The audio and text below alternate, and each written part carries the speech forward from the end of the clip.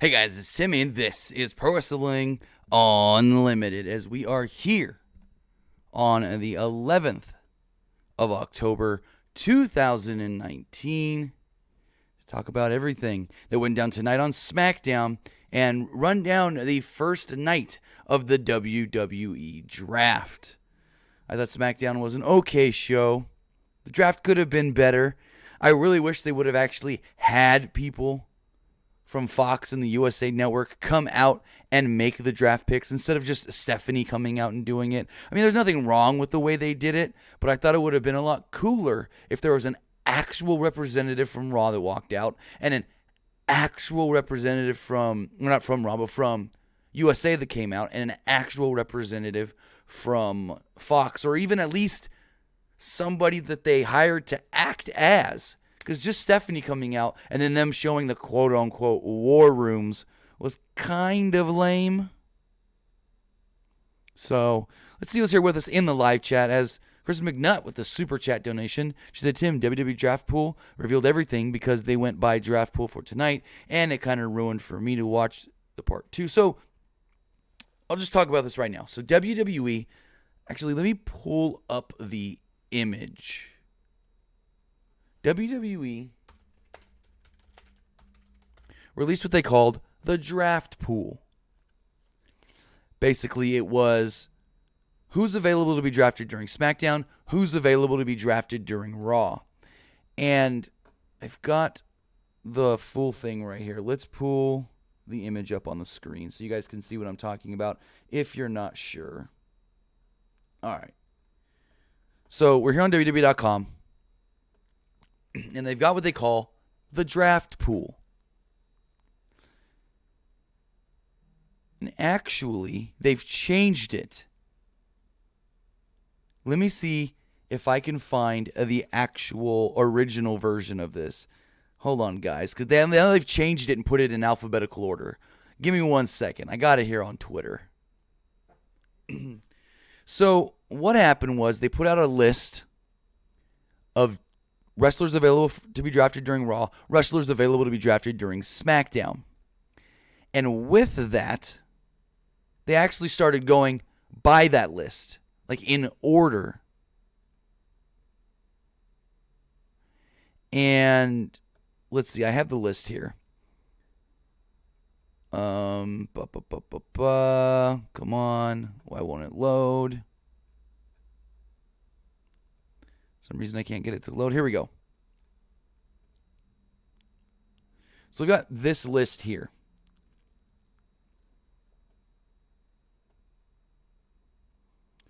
Why am I seeing? Give me 1 second, guys. All right, there we go. That's better. All right, so we've got this list here. And as you see, it says Friday Night Smackdown, October 11th. This is who's available to be drafted during SmackDown. Raw Women's Champion Becky Lynch, first pick. Roman Reigns, first pick for SmackDown. OC, first round for Raw. The Fiend, Bray Wyatt, first round for SmackDown. McIntyre, first round for Raw. This went all the way until not Nikki Cross, but Alexa Bliss was drafted here.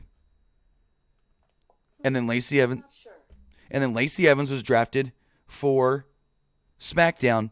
And then they skipped the Viking Raiders, went Revival, went down to Kevin Owens, and that's where they kind of realized, oh crap, we're going by the actual list. So that was pretty funny.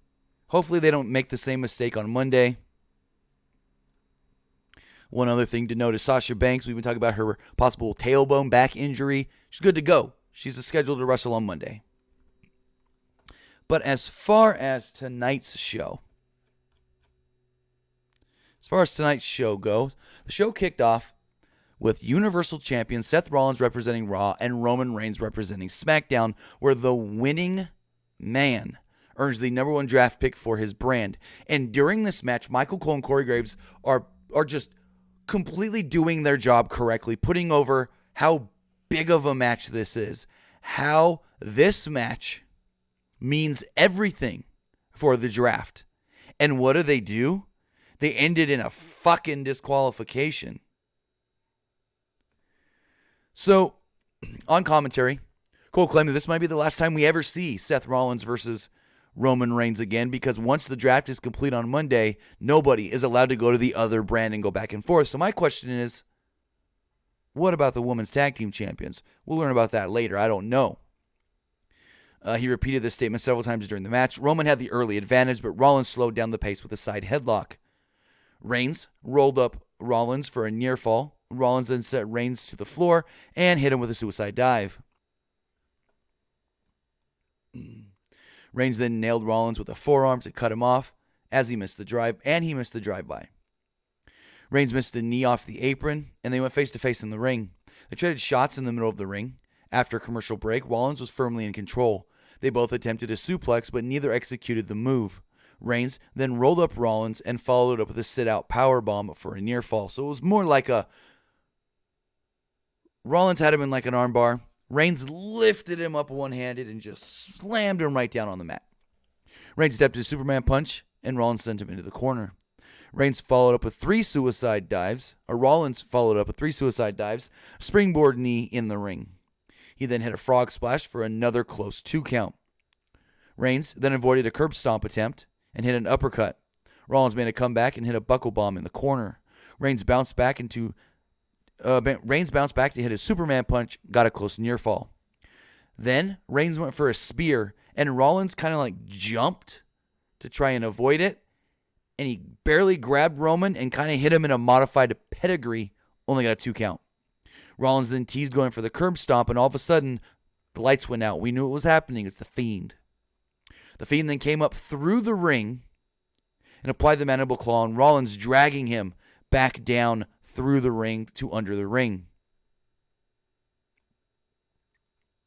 Rollins would get out of the hole. Roman disappeared, and then Bray would kind of like poke his head up, look around, and then disappear. And we go to commercial. So as we come back, we do learn that the match did end in a disqualification. Rollins ended up winning. Raw gets the first pick. So then they showed executives of both Fox and the USA Network in their quote-unquote war rooms, figuring out who they want to draft. Michael Cole and Corey Graves then ran down the rules of the draft before Stephanie McMahon came out to announce the first-round draft picks. She stressed that Fox and USA their executives have influenced these draft picks. So the first overall draft pick in the entire WWE Draft, Raw Women's Champion Becky Lynch. No shocker there. SmackDown makes their first pick with Roman Reigns. Go back over to the other side. The OC is picked by Raw.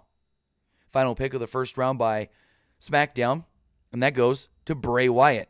They said Bray Wyatt, not The Fiend. I don't know if there's anything to look into there, because they also showed the regular Bray Wyatt graphic, like picture. And finally, to round out the first round, Monday Night Raw gets Drew McIntyre. So the reason Raw gets 3 picks a round and SmackDown only gets 2 is because SmackDown is 2 hours long and Raw is 3 hours long, so they need more talent. Cool. We then saw Renee Young, Booker T, Beth Phoenix, and Samoa Joe doing they were the analysts of the drafts after most of the rounds. Young welcomed Joe to the show. He said he's happy that she's keeping the lights on at home. I don't know if that was a dig at Dean or if he was happy that she's keeping the lights on for him by bringing him here as her co-host, co-anchor thing. I don't know.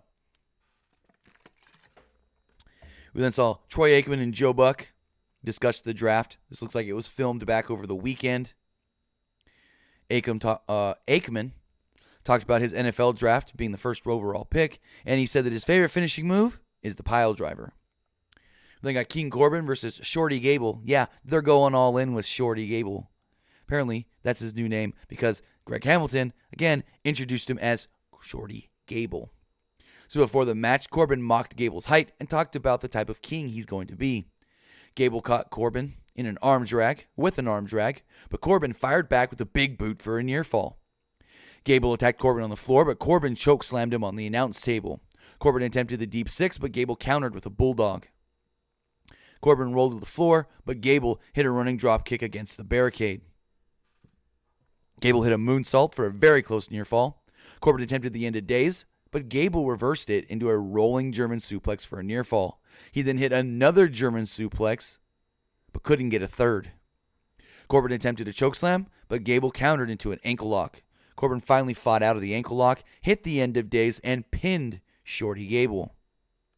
We then saw the NFL on Fox panelists.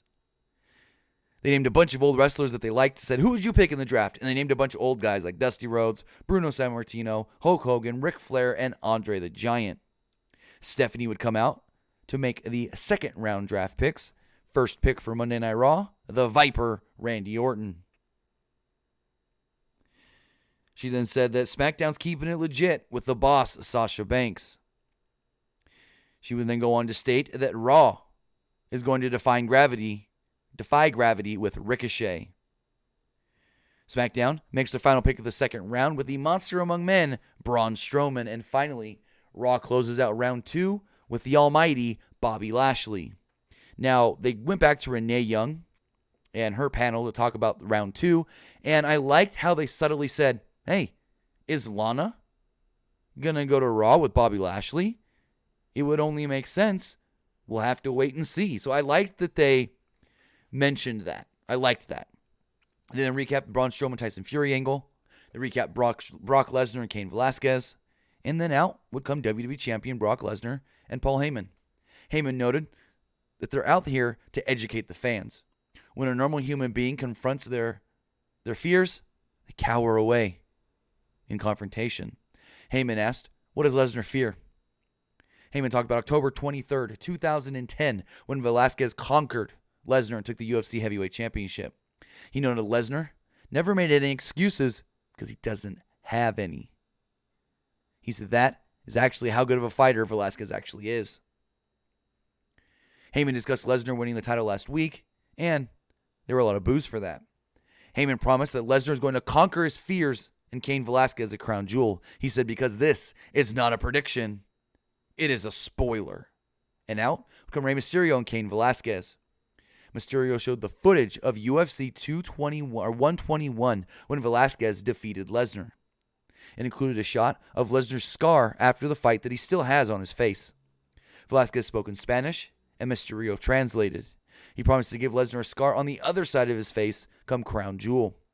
Then, in the back, the New Day did their entrance.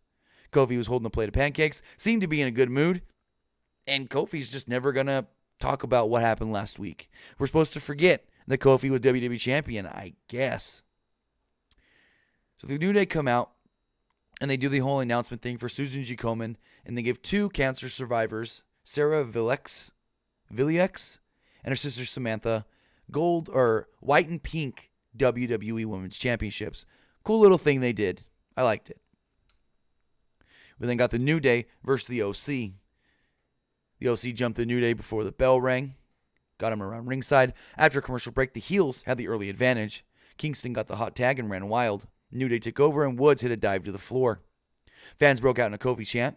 Styles attempted a phenomenal forearm, but Kingston rolled through. Kingston went for the AJ, my bad, went for the Styles clutch, but Kingston landed on his feet. Styles and Kingston had a heated exchange that ended with Kingston hitting a Trouble in Paradise for the victory, pinning AJ Styles, the United States champion. So, we know the OC staying on Raw. What if the New Day gets drafted to Raw as well? Could we then see Kofi say, hey, I pinned the United States champion. Give me a title shot. Maybe. Or maybe the New Day stay on SmackDown. We'll have to wait till Monday to find out. Stephanie would then come out for the next round of picks. Now, on the draft pool, they listed Alexa Bliss and Nikki Cross as a team, but we were told that if a brand only wants one team member, they can do that. So, Raw makes their first pick of the next round, and it's Alexa Bliss. SmackDown then goes for Lacey Evans, as Stephanie says SmackDown wants to keep it sassy. She then goes on to state that Monday Night Raw has picked the man that fired her brother, Kevin Owens, and that was the first shock of the draft to me. I really expected Kevin Owens to stay on SmackDown. We learn that SmackDown Live Tag Team Champions are staying on SmackDown, of course. And the final pick for Raw in this round were Natalya. The USA executives were pleased with their picks as they showed them celebrating. Stephanie, after a break, would then come right back and make the final round of picks for the night. She noted that Raw was picking the Viking Raiders. SmackDown, the Lucha House Party. Corey Graves was happy about that one. Corey and Michael, actually. We then learned that Raw was taking Nikki Cross, but for some reason, they didn't take her and Alexa together, which could have been a missed opportunity because then we could have got another pick on television. Because Corey Graves goes, oh, hey, look, Nikki Cross did get drafted. She'll be on the same brand as her friend Alexa Bliss. And finally, SmackDown closes out the night of picks with heavy machinery. Raw, as Stephanie says, Raw wants that smoke as they are drafting Montez Ford and Angelo Dawkins, the Street Profits. The Street Profits, the only call-up so far in the draft. If you want to call it a call-up, going to Raw. So then we saw Jay Glazer. He said he's got an inside scoop. The draft includes trades. He said selections, possible trades, selections of injured superstars, and there is a big emphasis in this draft on the women's division. I don't know what he meant by selections that are injured, because we know that there are some injured wrestlers like Jinder Mahal and Samoa Joe listed in the draft pool for Raw. But there are a number of injured wrestlers not listed at all, so we'll see how that all does go. So then, Charlotte was set to defend the Women's Championship against Bayley. Charlotte comes out, does her normal entrance, all is good, and then Bayley comes out, took off her normal gear, and revealed some black and gold gear. I don't know if this is a foreshadow or not. Well, actually, it's not because she won the belt tonight, so never mind. Some black and gold gear. The top said Bayley. Bayley. I don't know what that's supposed to be, why they just didn't say Bayley, but. And she revealed a short haircut. Bayley then stood there for a minute at the top of the ramp as her Bayley buddies were blowing. And she goes to walk away, and I'm like, is she just going to leave? What the hell is all of this? And she grabs a big old stick with a knife on the end of it or something. And she pops the Bayley buddies. And I guess they're no longer part of her entrance. So early in this match, Bayley was very aggressive, but Flair hit her with a neck breaker and whooped her into the barricade. Flair was firmly in control, but Bayley fought back. After a break, Bayley took over control. Bayley slowed down the pace with a side headlock. Flair pushed Bayley to the floor and hit a plancha. She rocked Bayley with hard chops and a big boot off the apron. Bayley attempted a backslide. Flair attempted a backslide, but Bayley slipped out and hit the Bayley to belly for a close near fall and then started arguing with the referee. Flair then went for a moonsault. Bayley got her legs up, but Flair landed on her feet instead and applied a basically Walls of Jericho-looking Boston Crab. Bayley finally got out of it when Charlotte tried to transition it into a figure four. Bayley took over and hit a running knee in the corner. She followed up with an elbow drop off the top, but only got a near fall and once again argued with the ref. And the ref was like, hey, I'm the official. He tapped his WWE logo on his chest and goes, I'm the official. I count. She starts throwing a Christian-style fit in the middle of the ring. She's all frustrated, and Flair hits her with a natural selection. As she goes to pin Bayley, Bayley grabs her by the hair, cradles her, and pins her 1, 2, 3 to become the two-time, brand new SmackDown Women's Champion. So after the match, she goes and gets her belt, stands on the announce table, yells at Michael, Cole, and Corey Graves to talk about her, and then she gets in the ring. So Corey and Michael are running down, hey, don't miss Monday Night Raw. There's going to be more of the draft, and they're blah, blah, blah, Raw, Monday, USA, and then Bayley all of a sudden goes, hey, bitches. And we kind of hear it, we kind of don't, and she goes, she says, hey, bitches, screw you all, or screw all of you, something like that. And I'm like, okay. She smirks, rolls out of the ring, and walks off with her belt. So we've got a brand new heel Bayley, short hair, new gear, new music that played after the match. That's it. As far as the draft does go, 11 draft picks were undrafted. Cesaro, Humberto Carrillo, Akira Tozawa, Sin Cara, Eric Young, EC3, Shorty Gable, or Chad Gable, whatever you want to call him, Heath Slater, Drew Gulak, Tamina, and the B Team. They are all undrafted, and they're eligible to go to any brand they want. And it's very telling that they say go to any brand they want, not sign with Raw or SmackDown. So it leads me to believe that at least one of these, has to be going to NXT. But now I want to hear from you guys. We got some time. I want to hear what you guys thought of tonight's SmackDown and the draft picks that were made. If you do want to call in and give me your thoughts, you can do so at 559-475-8473. Again, the phone number to call in is 559-475-8473. If you do want to text in your questions, your thoughts, your concerns, you can do so at 510-906-1341. Just looking at the live chat as we wait for some calls and pull up the text messages here. A lot of you guys really like that Bayley's now finally a full-time heel. And with Sasha on SmackDown now, one would assume that Sasha or Bayley stays on SmackDown as the champion. So we'll see. Let's take this call. If Skype wants to work. Caller on the air, what's going on? Hey, Tim. How's it going? Good. I liked it tonight, but I got a couple questions. Go for it. With Bray Wyatt now on SmackDown, do you think he'll go for another title, or what do you think he's going to do? So, I don't know. That's a tough one. I don't see him challenging Brock. And Nakamura, the Intercontinental Champion, that's a heel. Bray's a heel. I don't see them doing heel. You know what I mean? He probably won't have any shot to go after Rollins, right? Because he'll probably more likely be on Raw, right?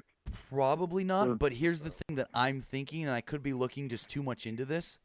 They stated that Bray Wyatt is drafted to SmackDown, and they showed just the Bray Wyatt image. And not the Fiend. They didn't mention the Fiend going to SmackDown. So maybe Bray can be on both brands. One brand as the Fiend and one brand as Bray Wyatt.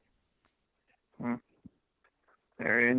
with what they pointed out with Bobby and Lana, do you think Rusev is going to be going to Raw and continue that storyline? Most likely. It seems like the logical thing to do.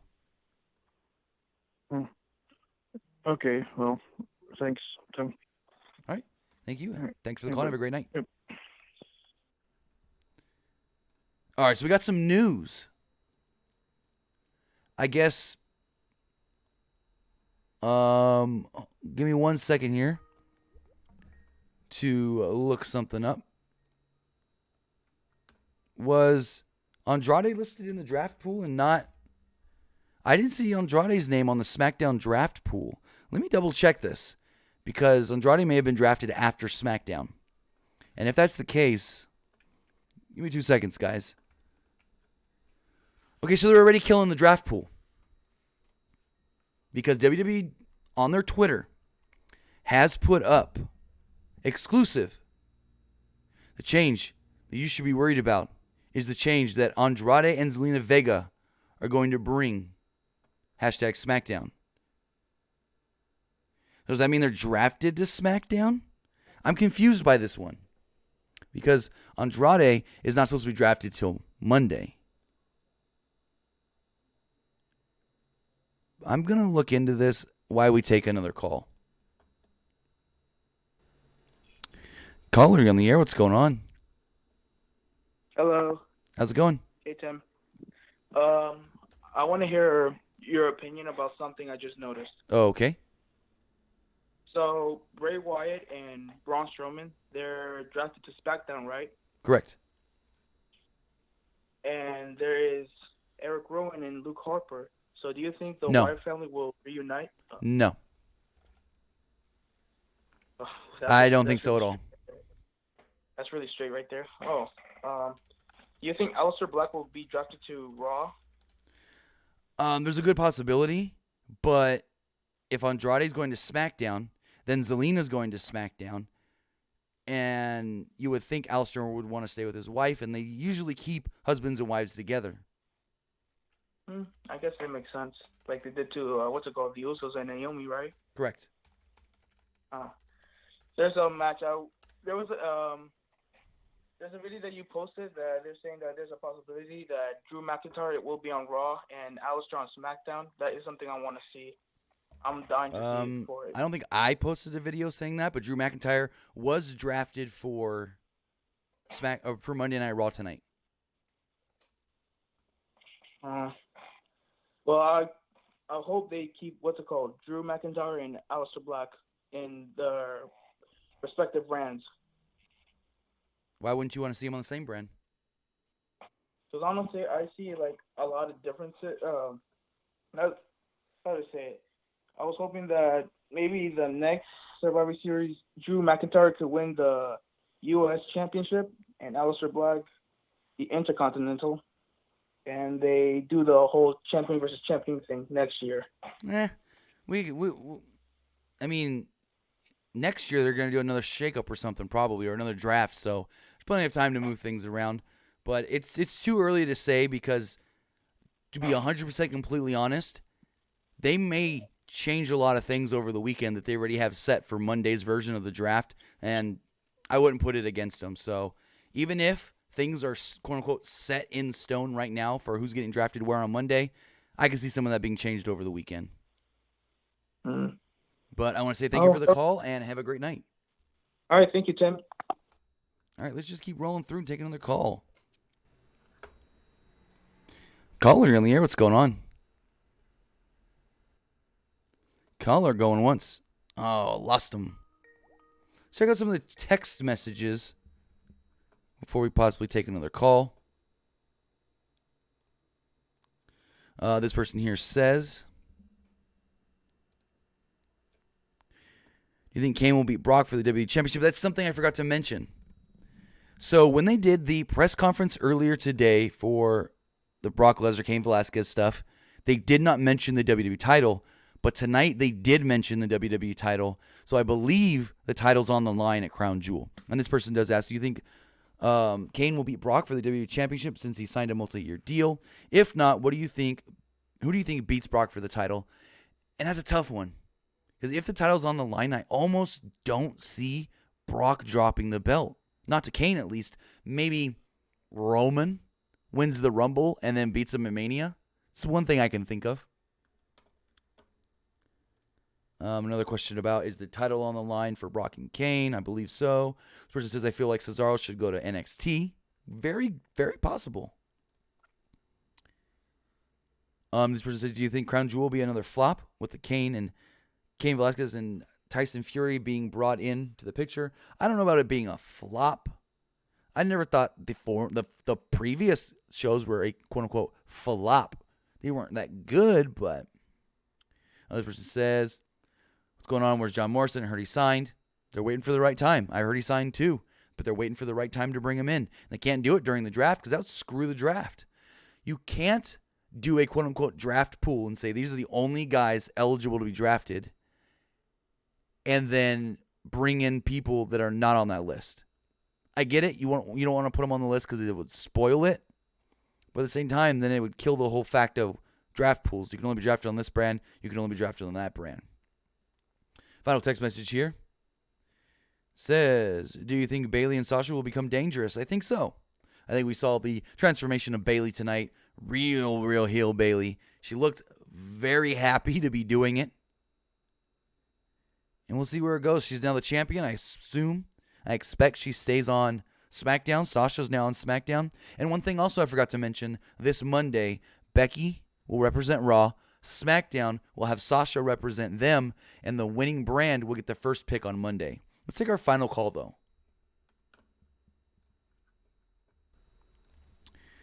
caller, you're on the air. What's going on?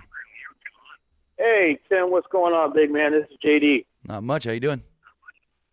Man, I'm trying to get my ass out of work right now. I got called in, so I'm getting ready to get out, hopefully.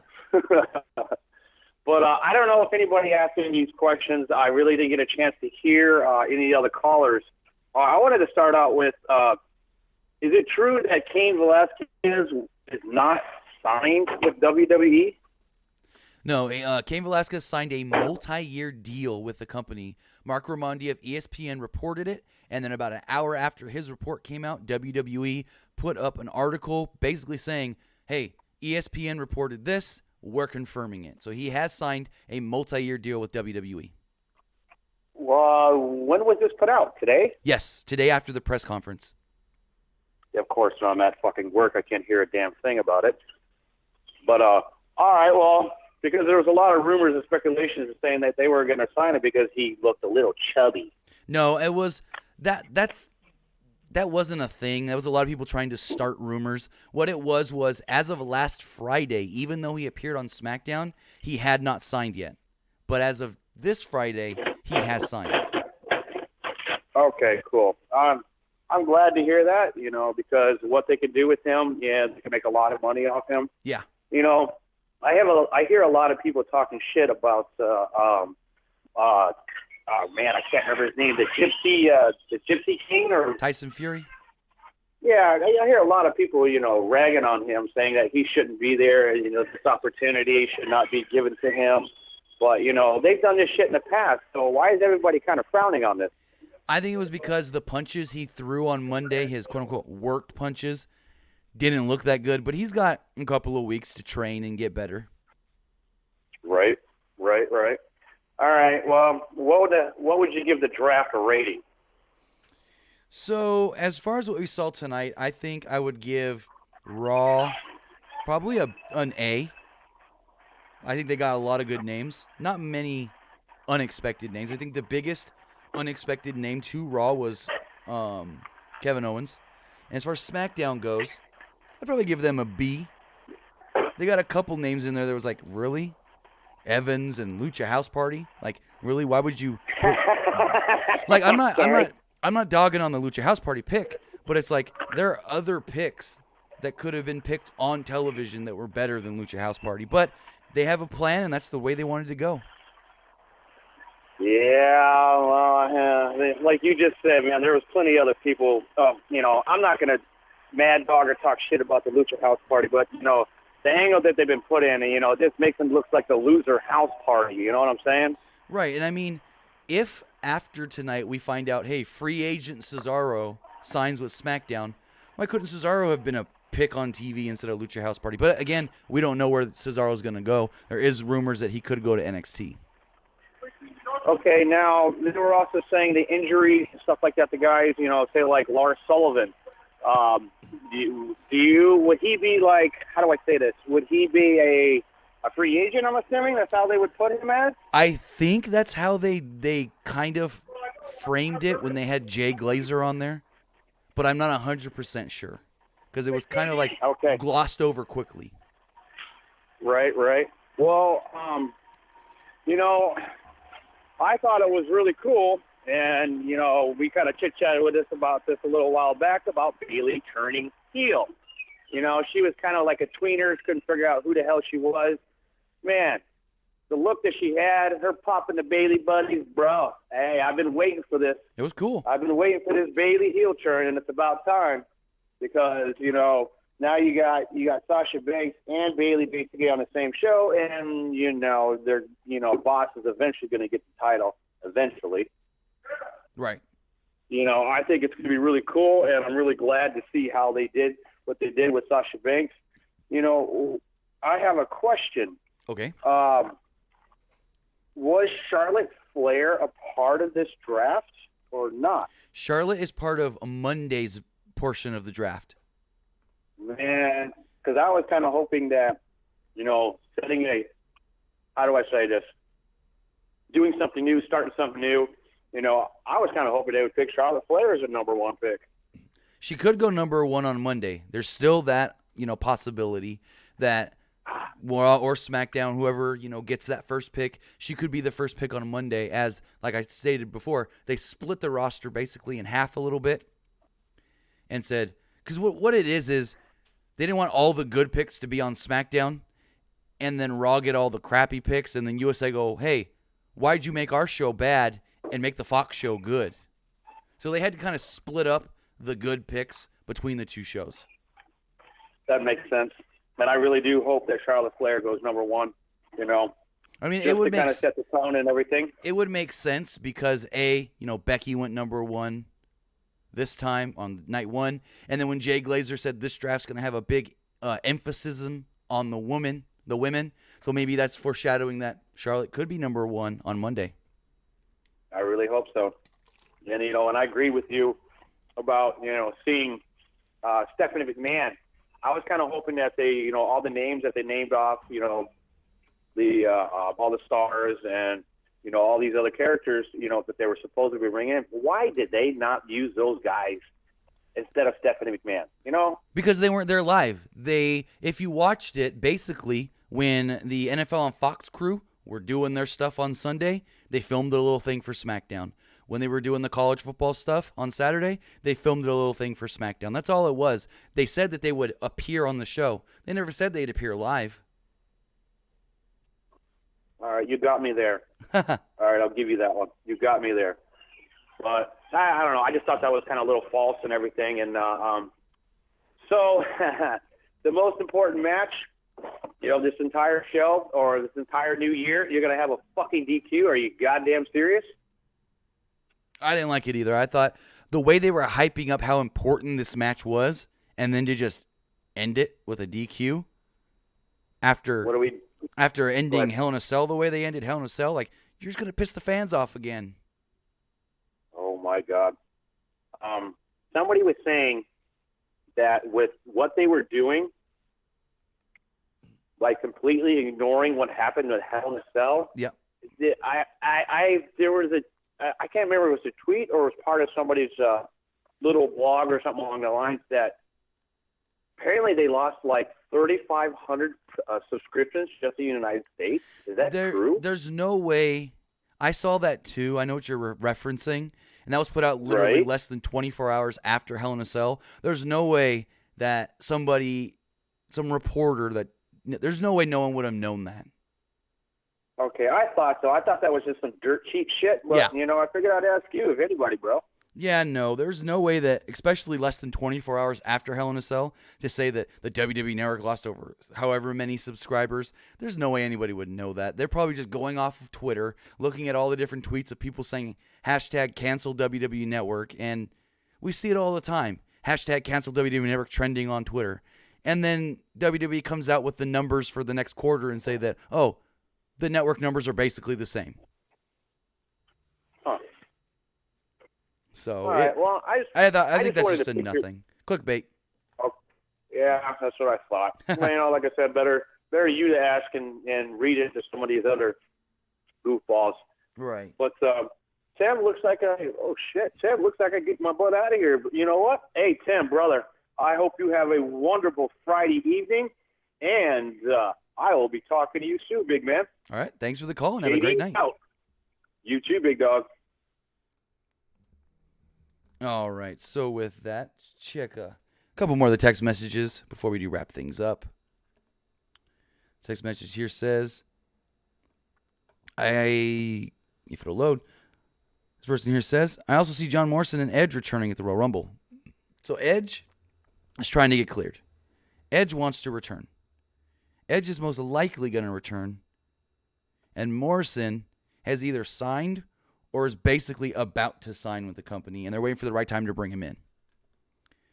Person here says, Firefly Funhouse on SmackDown and The Fiend on Raw. I mean, I could see that happening. This person says, do you think it's a bad idea to do Kane versus Brock at Crown Jewel? Because he needs surgery regardless. I don't think it's a bad idea. I think they keep it to like a Brock Lesnar Goldberg style match. Quick, easy, big move, pin, done. Then Kane can go have his surgery and come back whenever he needs to. And thinking in that logic, I guess Kane can't win. Where I don't think Kane's going to win anyways because they're putting over the fact that Kane won last time. So Brock's going to win this time, and then we're probably going to get a rubber match. Last text message here says, Morrison come back at the Rumble as a surprise entrance. Possible. Easiest way to do it.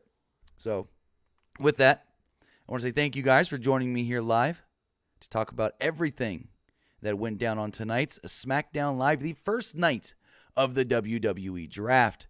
Thank you to everybody who listens later right here on YouTube or listens on podcast services all around the world. We will be live again Monday, following Monday Night Raw, night 2 of the WWE Draft. Also, starting this Monday, I will be live on Twitch every Monday and Friday morning, right around 10 a.m. Pacific time, with our new recap show, recapping all the news you may have missed over those last couple of days. So keep it locked right here on the Pro Wrestling Unlimited YouTube channel on the community tab for more information on that. You can also keep it locked on our Twitter at PWUnlimited for more information there as well. Thank you guys for joining me, and have a great night.